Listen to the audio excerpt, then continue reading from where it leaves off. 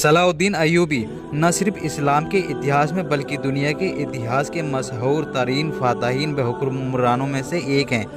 वो 1137 ईस्वी में मौजूदा इराक़ के शहर तक़रियत में पैदा हुए। उनकी ज़ेर क़यादत अय्यूबी सल्तनत में मिस्र, श्याम, यमन, इराक़, हजाज और दयार बकार पर हुकूमत की। सलाउद्दीन अय्यूबी की बहादुरी, जुर्रत, हुस्न खल्क़, सखावत और बरदरारी के बाअस न सिर्फ मुसलमान बल्कि ईसाई भी इज्जत की निगाह से देखते हैं।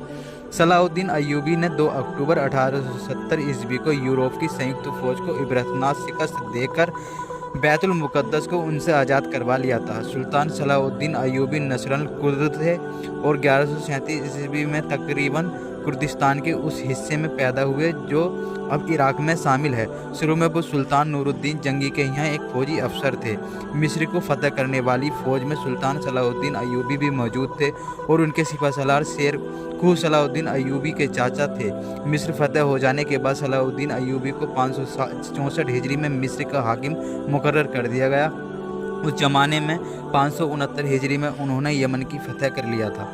नूरुद्दीन जंगी के इंतकाल के बाद सलाउद्दीन अय्यूबी हुक्मरानी पर काबिज हुए। सुल्तान सलाउद्दीन अय्यूबी अपने कारनामों में नूरुद्दीन जंगी पर भी बाजी ले गए।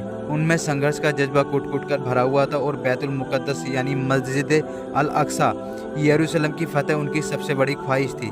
मिस्र के बाद सलाउद्दीन अय्यूबी ने 1182 ईस्वी तक शाम, मोसुल, हलब वगैरह फ़तह करके अपनी सल्तनत में शामिल कर लिए थे। उस दौरान में सलीबी सरदार रिनोल्ट के साथ 4 साल का मुआहदा हो चुका था, जिसकी वजह से दोनों एक दूसरे की मदद करने के पाबंद थे, लेकिन ये वादा महज कागजी था। सलाउद्दीन अय्यूबी ने एक मिसाल फातह की हैसियत से बैतुल मुक़द्दस में दाखिल हुए। उन्होंने जर फिदिया लेकर हर मसीही को अमान दे दी और जो गरीब फदिया नहीं दिया अदा कर सके उनके फदिये को रकम सलाउद्दीन अय्यूबी के भाई मलिक अदील ने खुद अदा किए।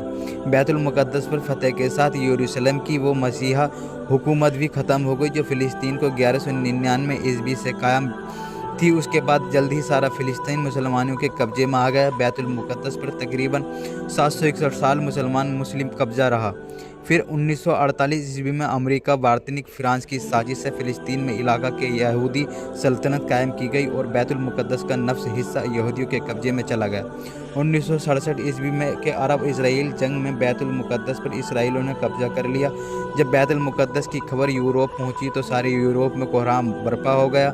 हर तरफ लड़ाई की तैयारियां होने लगी। जर्मनी, इटली, फ्रांस और इंग्लैंड से फ़ौजों पर फ़ौज रवाना होने लगी। इंग्लैंड के बादशाह रिचर्ड और अपनी बहादुरी के वजह से शेर दिल मशहूर था और फ्रांस का बादशाह फिलिप आस्टिग्स अपनी फ़ौज को लेकर फ़िलिस्तीन पहुंचे। यूरोप की इस फ़ौज की तादाद 6 लाख थी। जर्मनी का बादशाह फ्रेडरिक बारबरोसा भी इस मुहिम में उनका साथ था। मसीहा ने इस कदर लतालद फ़ौज अभी तक फराहम न की थी। यह अजीम उस्सान लश्कर यूरोप से रवाना हुआ और अक्का बंदरगाह का मुहासरा कर लिया।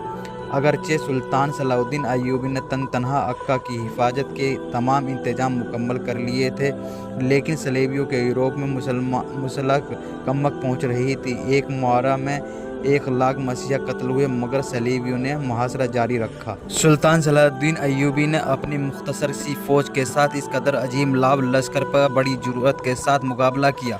जब फ़तह की कोई उम्मीद बाकी नहीं रही तो क्रूसेडर्स से सुलह की दरख्वास्त की। दोनों फ़ौजों में मुआहदा हुआ, जिसकी वजह से तीसरी क्रूसेड जंग का खात्मा हुआ। 1186 ईस्वी में क्रूसेडर्स के एक ऐसे ही मामले में रिनोल्ट ने ये कोशिश की कि बहुत सी दीगर ईसाई फ़ौजों के साथ मदीना मुनव्वरा पर हमले की गरज से हजाज मुक़द्दस पर हमलावर हुए।